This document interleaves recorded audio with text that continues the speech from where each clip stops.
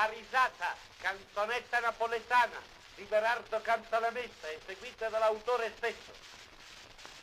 Questa era la prima canzone umoristica, ma non la prima canzone umoristica, era la prima canzone mai incisa su disco, su vinile nella storia della discografia italiana, non napoletana.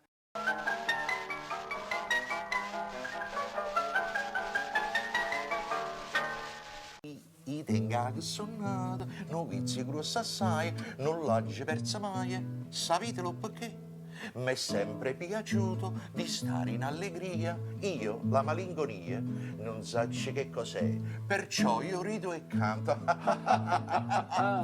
tengo sta guaglione, non vizi grossa assai, con una super maia, ma trovano perché, per senza piaciuto di stare in allegria, io la malinconia non so che cos'è, da tutte ride che ci posso fare.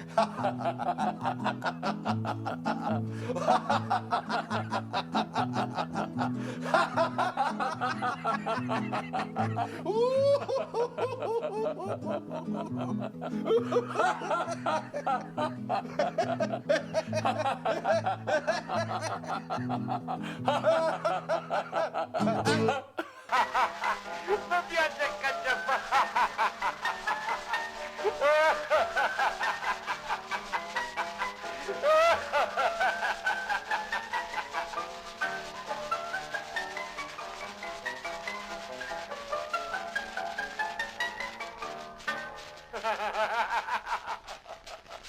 Corpo di bacca, che brutto difetto.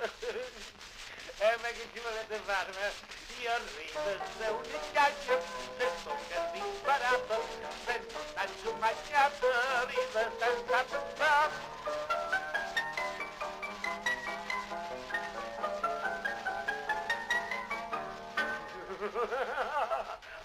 Ai, mi è venuto perfino male di pancia.